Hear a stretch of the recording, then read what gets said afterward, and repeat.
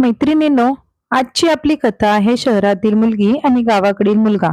शहरातील मुलीला फक्त ऐशोआराम हवा असतो.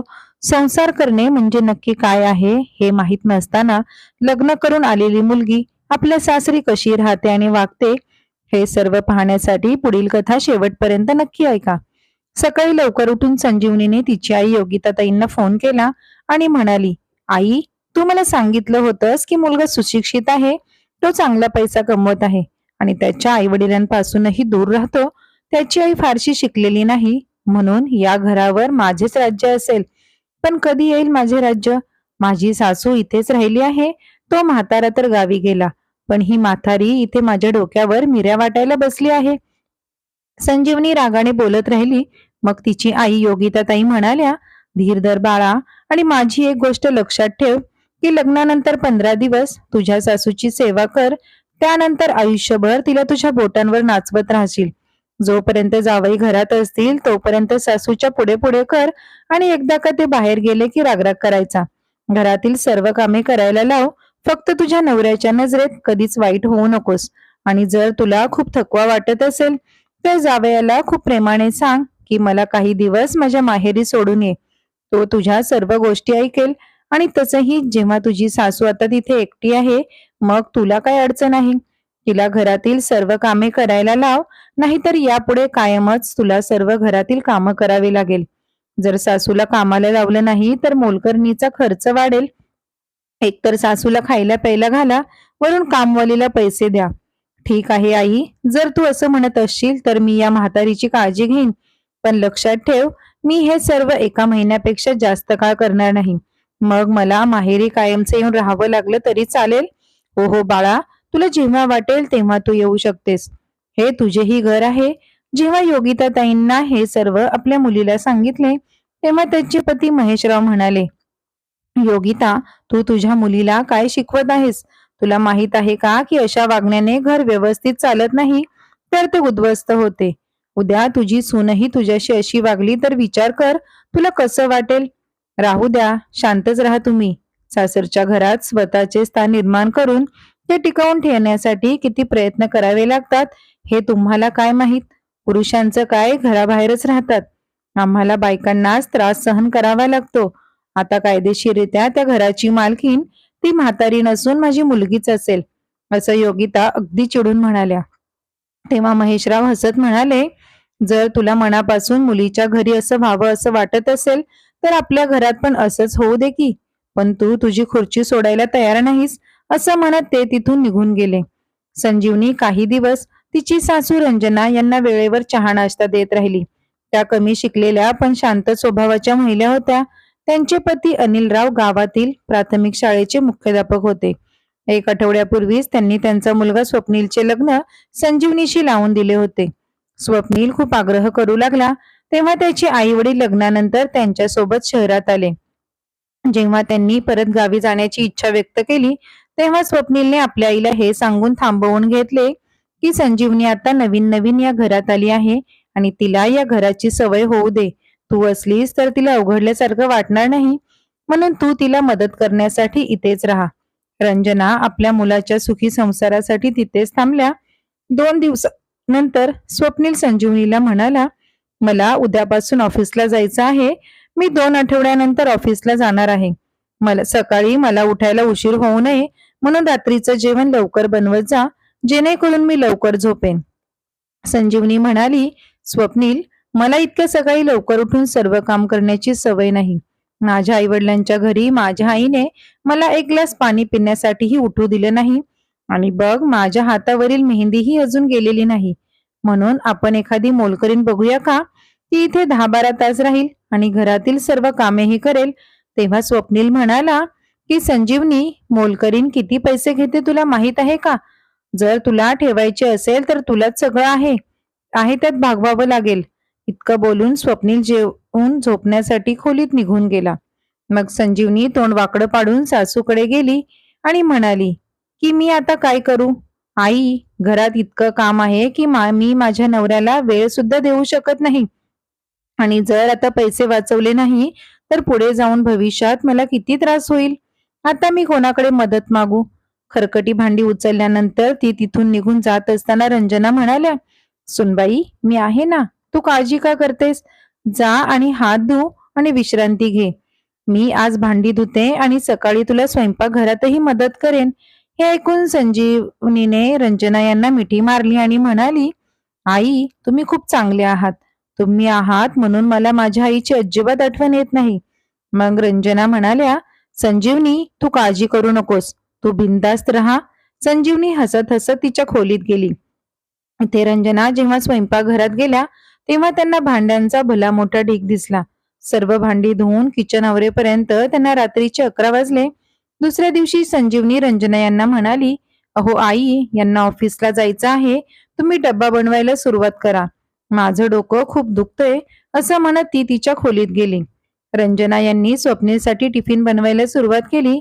काही वेळातच स्वप्नील वॉक करून आला आणि आईला विचारलं, आई, तू स्वयंपाकघरात का आहेस? संजीवनी कुठं गेली आहे? तेव्हा रंजना म्हणाल्या, काही हरकत नाही बेटा, तिची तब्येत ठीक नाहीये, म्हणूनच मी तुझा डबा बनवत आहे. हळूहळू आता हे दररोजचे झाले होते. रंजना सर्व जेवण बनवत असत आणि संजीवनी ते वाढून स्वप्नील समोर ठेवत असे. मग स्वप्नीलला वाटायचं की जेवण बायकोनेच बनवलं आहे. अशाच एके दिवशी संजीवनी तिच्या शेजारच्या मैत्रिणींसोबत पार्लरमध्ये गेली. तिला स्वतःमध्ये थोडासा बदल करून घ्यायचा होता, म्हणून तिने तिचे केस शॉर्ट केले. ती जेव्हा घरी आली तेव्हा रंजना संजीवनीला पाहून म्हणाल्या, सुनबाई, तू हे काय केलंस? तुझे केस इतके सुंदर होते, का कापलेस? तेव्हा संजीवनीची मैत्रीण म्हणाली, यात काय झालं? संजीवनी, तुला सगळं करण्यापूर्वी तुला तुझ्या सासूची परवानगी घ्यावी लागते का? असं बोलून सगळे हसायला लागले. संजीवनीला सर्व मैत्रिणींसमोर लाजल्यासारखं झालं. तेव्हा ती रंजना यांच्यावर रागवली आणि म्हणाली, हे सगळं मला विचारणारे तुम्ही कोण? मी माझे केस कापायचे की नाही हा माझा निर्णय आहे. आज जा आणि सर्वांसाठी चहा बनवा. मी तुम्हाला थोडासा आदर काय दिला? तुम्ही तर माझ्या डोक्यावर बसण्याचा प्रयत्न करू लागलात. हे ऐकून संजीवनीची मैत्रीण म्हणाली, अरे वा संजीवनी, तुझे या घरात पूर्ण वर्चस्व आहे. मग संजीवनी स्पष्टपणे म्हणाली, अगं, माझा नवरा कमावतो म्हणूनच मी या घराची मालकीण आहे. मी या म्हातारीला यासाठी इथं ठेवलं आहे की माझे मोलकरणीचे पैसे वाचतील आणि मला मोफत सर्व्हिस मिळेल. संजीवनीचे बोलणे ऐकून सर्व मैत्रिणी हसायला लागल्या.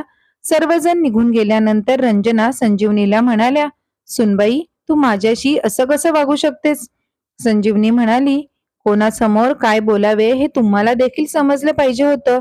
आणि घरी पाहुणे आले की पुढच्या वेळी नाश्ता ठेवून लगेचच आत जा. परत बाहेर येत जाऊ नका. तुम्हाला पाहून लोक माझी चेष्टा करतात.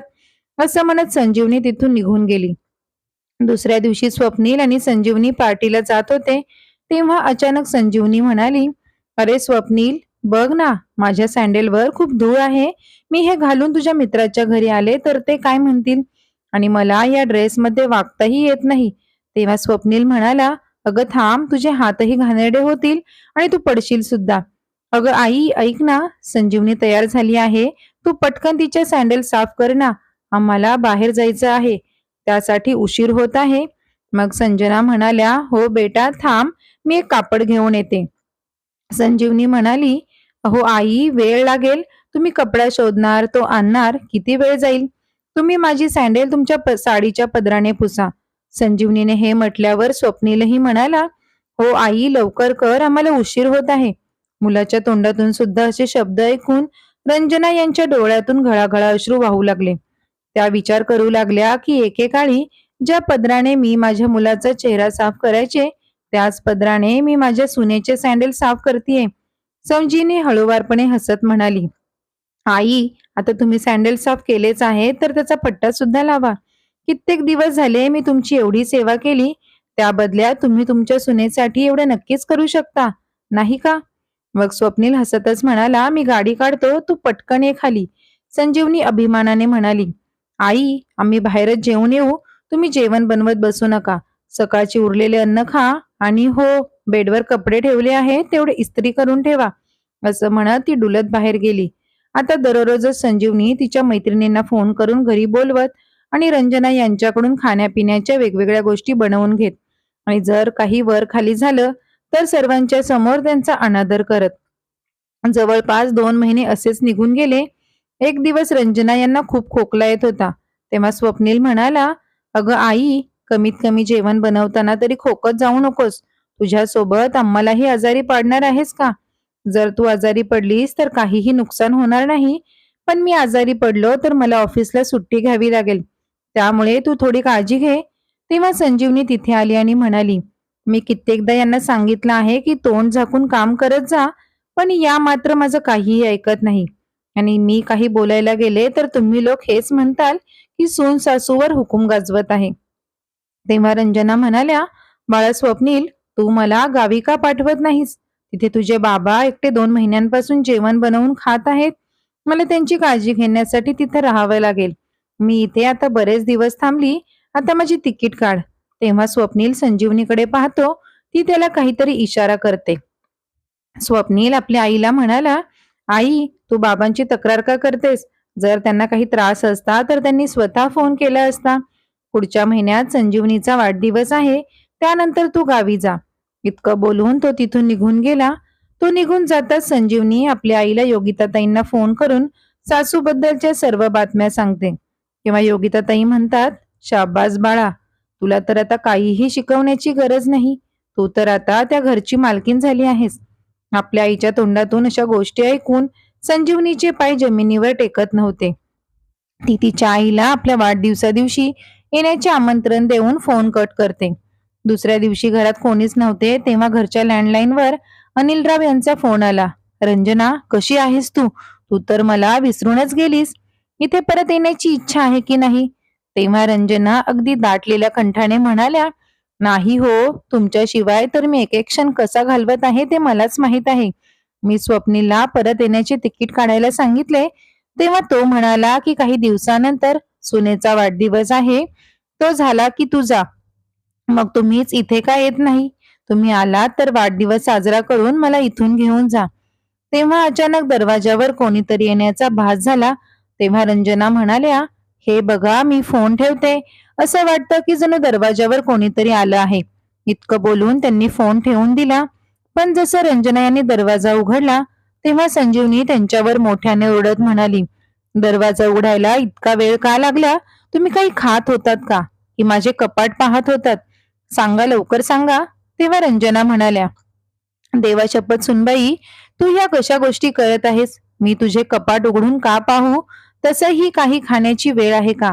मी तर यांच्या सोबत फोनवर बोलत होती. हो का? म्हणजे आता म्हातारपणा तुमच्या प्रेमाच्या गोष्टी चालू होत्या. काहीतरी लाज बाळगा. चला जाऊ दे सर्व. मी खूप थकली आहे. माझ्यासाठी 1 कप चहा बनवून ना. इतकं बोलून संजीवनी आपल्यासोबत आणलेल्या सर्व गोष्टी इथे तिथे पसरून सोफ्यावर बसली. तेव्हा काही वेळानंतर रंजना चहा घेऊन आल्या. तेव्हा संजीवनी म्हणाली, हे सर्व सामान माझ्या बेडरूम मध्ये नेऊन ठेवा. आणि हो, काही दिवसानंतर माझे आई बाबा येणार आहेत, त्यामुळे तुमचे सर्व सामान स्टोअर रूम मध्ये शिफ्ट करा. आणि त्यांची राहण्याची चांगली सोय झाली नाही तर तुमची काही खैर नाही, नाहीतर तुमच्याच मुलाची इज्जत जाईल. तेव्हा रंजना हसत हसत म्हणाल्या, हो हो, का नाही, मी माझं सर्व सामान स्टोअर रूम मध्ये ठेवून देईन. इतकं बोलून त्यांनी सुनेचे सर्व साहित्य हातात घेतले आणि तिच्या खोलीत नेऊन ठेवले. त्यानंतर त्या आपल्या खोलीत जाऊन सर्व सामान घेऊन स्टोअर मध्ये निघून गेल्या. सर्वात आधी त्यांनी स्टोअर रूम स्वच्छ करून घेतलं, सर्व सामान ठेवले आणि स्वतःला झोपण्यासाठी एका कोपऱ्यात चटई घातली. काही दिवसानंतर संजीवनीची आई योगिताताई आल्या आणि आता दोघी आई आणि मुलगी मिळून रंजना यांच्यावर हुकूमत गाजवू लागल्या. 2 दिवसानंतर संजीवनीच्या वाढदिवसाची पार्टी होती. पार्टीच्या दिवशी रंजना यांनी आचार्यांसोबत बसून स्वयंपाक बनवला. त्यांना पाहुण्यांसमोर येण्यास मनाई केली होती.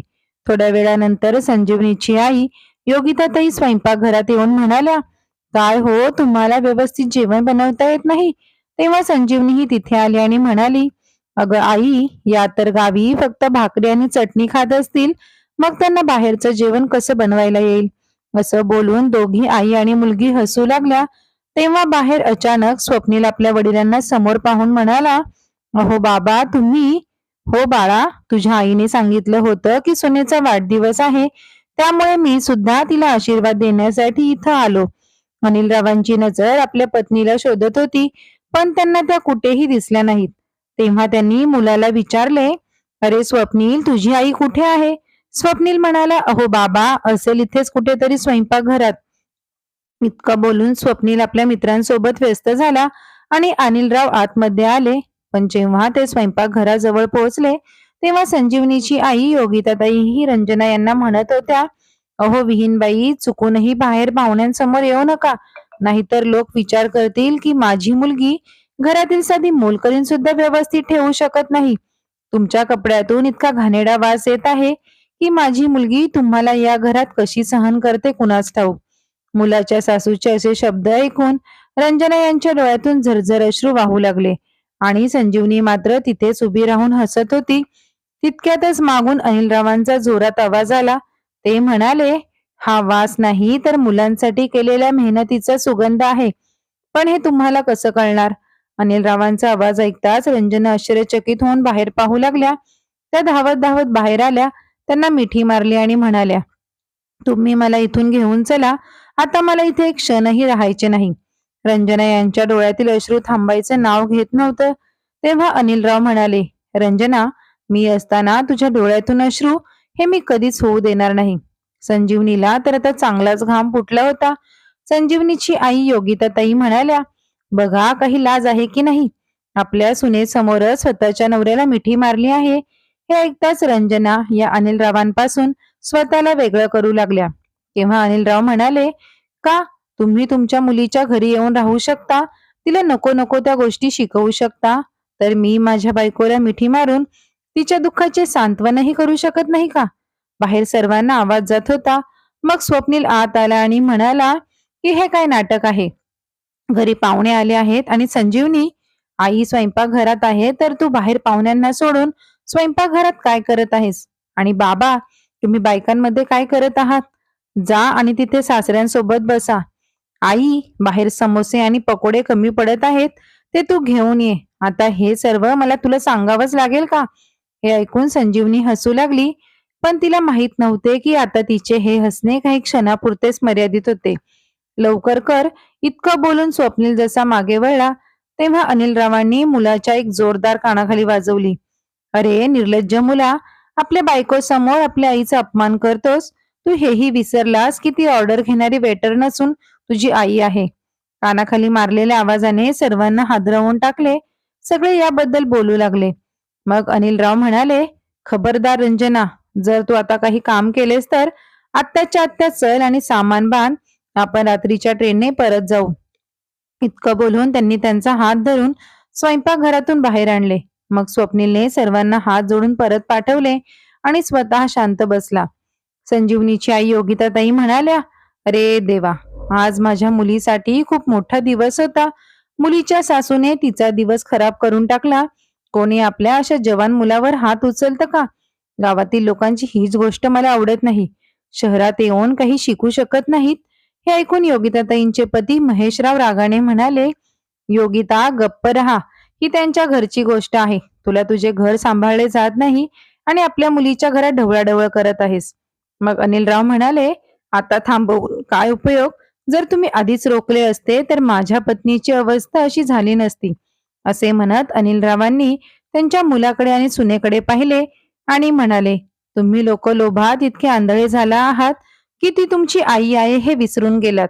आणि सुनबाई, माझी बायको तुझी आयुष्यभर सेवा करेल या गोष्टीचा विचार करून तू तुझ्या सासूची 4 दिवस माझ्या समोर सेवा केली असेल तर लक्षात ठेव, माझी पत्नी कोणावरही अवलंबून नाही, ना पुढेही कोणावर अवलंबून राहील.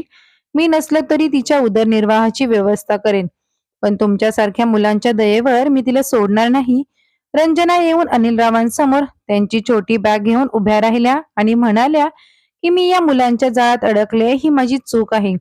नाही रंजना, तू तर तुझ्या मुलांचे घर संसार त्यांना व्यवस्थित सुरू करून देण्यासाठी आली होतीस, पण तुझ्या मुलाने मात्र माझी लाज राखली नाही. चल आता जाऊया. आणि स्वप्नील, आतापासून माझ्या मालमत्तेवर तुझा कोणताही हक्क राहणार नाही. मी जिवंत असताना तुमचे सत्ता माझ्या समोर आले हे चांगलं झालं, नाहीतर मी गेल्यानंतर तुम्ही या आईचे काय काय हाल केले असते कुणास ठाऊक. असं म्हणत अनिलराव आपल्या पत्नीला घेऊन तिथून निघाले. तेव्हा योगिताताई म्हणाल्या, हे देवा, हा काय अनर्थ झाला? अहो जावई बापू आणि संजीवनी, त्यांचे पाय पकडा, त्यांना समजवा नाहीतर ते सर्व त्यांची संपत्ती कोणाला तरी दान करतील. मग स्वप्नील म्हणाला की मी माझ्या वडिलांना ओळखतो, त्यांचा निर्णय ते कधीही बदलू शकत नाहीत. मग योगिताताईंना त्यांच्या मोबाईलवर त्यांच्या सुनेचा फोन आला. मग योगिताताई रागातच म्हणाल्या, काय झालं ग सुनबाई, तुला माहित आहे की मी माझ्या मुलीच्या घरी आली आहे. तर पलीकडून त्यांची सून त्यांना म्हणाली, आई, मलाही तुमच्या आणि तुमच्या मुलीमध्ये पडण्याची काही हौस नाही, कारण तुम्ही आई आणि मुलगी कोणाचे घर जोडू शकत नाही, पण ते नक्कीच उद्ध्वस्त करू शकता. मी तुम्हाला एवढंच सांगते की मी तुमचे सामान व्हरांड्यात ठेवले आहे आणि आम्ही 15 दिवसांसाठी माझ्या माहेरी जात आहोत. म्हणून तुम्ही सर्व तुमचे सामान घेऊन गावी जा, इथे परत येण्याची गरज नाही, असं म्हणत तिने फोन ठेवला. मग महेशराव म्हणाले, पाहिलंस योगिता, तू जे पेरलंस तेच उगवलं. तू एका आईचा अनादर केलास म्हणून तुला त्या बदल्यात शिक्षा भोगावी लागली. तसंही मला गावातही काही अडचण येणार नाही. फक्त विचार कर की तू कशी जगशील. आणि संजीवनी, तू स्वतःचा संसार सांभाळू शकत नाहीस का, जे तू तुझ्या आईचं ऐकत राहिलीस. आणि जावई बापू ही तर परकी होती, पण तुम्ही तर तुमच्या आईवडिलांचा एकुलता एक मुलगा आहात. तुम्हाला तुमच्या आई वडिलांचा आदर करायला हवा होता, पण तुम्ही तेही करू शकला नाहीत. आता हात सोडत बसा, असं म्हणत महेशराव तिथून निघून गेले. स्वप्नील डोके धरून बसला. आता त्याला पश्चाताप करण्याशिवाय दुसरे काही शिल्लक नव्हते. तर मित्र आणि मैत्रिणींनो, घरात सासू एखादी गोष्ट स्वतःहून करत असेल तर तिला इतकेही करायला लावू नका की त्या कायमच लांब निघून जातील आणि नातंही टिकून राहणार नाही. मुलीने सुद्धा आपल्या आईच्या एका सीमेपर्यंतच ऐकले पाहिजे. नको नको त्या गोष्टी ऐकून स्वतःचा संसार उद्ध्वस्त करण्यात काहीच अर्थ नाही. आईनेही गरजेपेक्षा जास्त आपल्या मुलीच्या संसारामध्ये डोकवता कामा नये. या कथेबद्दल तुमचं काय मत आहे कमेंट करून नक्की सांगा. कथेला लाईक करा, शेअर करा. चॅनलला सबस्क्राईब केलं नसेल तर जरूर करा. परत भेटू अशाच नवनव्या कथांसोबत. धन्यवाद.